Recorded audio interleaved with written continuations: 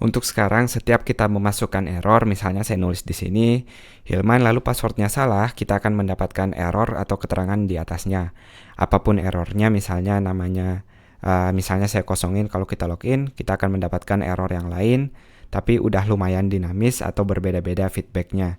Nah, kita mau lebih rapi dong, kita nggak mau errornya ada di atas sini, tapi minimal dia terlihat di bagian formnya. Jadi idenya akan kita bikin bagian errornya di bagian sini. Nah, sekarang kita akan membuatnya, misalnya kita mulai dari bagian login.php. Nah, di sini kita langsung echo aja di mana-mana. Jadi idenya mau kita simpan dulu di dalam satu variabel sebelum kita echo atau sebelum kita keluarkan langsung. Jadi kita simpan di variabel error di sini. Semuanya kita simpan di bagian error ini. Seperti ini. Nah, dan bagian error ini baru akan kita keluarkan di setelah tulisan password atau di bawah submit juga boleh. Kita pisahkan dengan tag break, lalu saya akan kasih ID di sini, ID-nya error. Dan ID error ini muncul dengan mengeluarkan pesan atau echo errornya tentunya. Nah, tapi harus kita uji dulu dong apakah errornya kosong atau enggak. Biar nggak dapat error, kita harus deklarasiin dulu di paling awal kalau error ini awalnya kosong. Nanti setelah ada error-errornya, baru kita mengisi error-error sesuai dengan kesalahannya masing-masing. Jadi error awalnya kosong, baru akan diisi kalau ada errornya masing-masing. Nah, jadi kita bisa munculkan ID yang ini atau div ini dengan menguji dulu if errornya tidak kosong. Kalau errornya tidak kosong, baru kita akan memunculkannya seperti ini. Jadi kita tutup dengan kurung kurawal seperti ini, jangan lupa dibuka setelah if-nya. Seperti ini. Nah, jadi if-nya mulai dari sini sampai sini. Kalau dia nggak kosong errornya atau udah keisi, baru kita akan menampilkan error.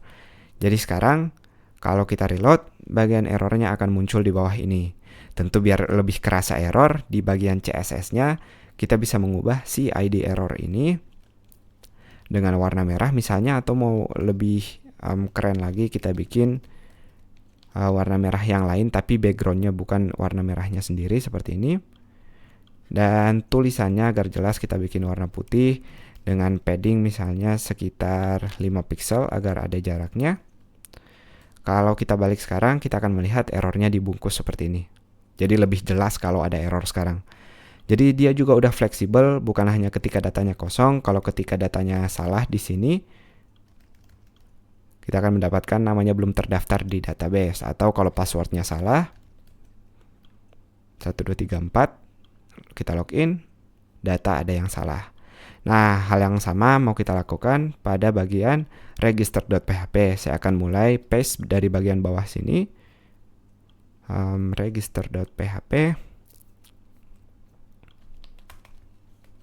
Jangan lupa break di sini, tag breaknya. Lalu kita menyimpan semuanya di variabel error seperti ini.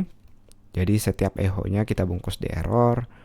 Yang ini juga, yang atas juga. Dan ingat, paling awal kita deklarasiin dulu si errornya sebagai kosong. Seperti ini. Nah, kalau kita reload sekarang, di bagian register.php, kalau kita coba daftar, akan muncul error yang sama. Nah, itu dia cara membuat error kita lebih cantik dan lebih sesuai di posisi yang kita inginkan.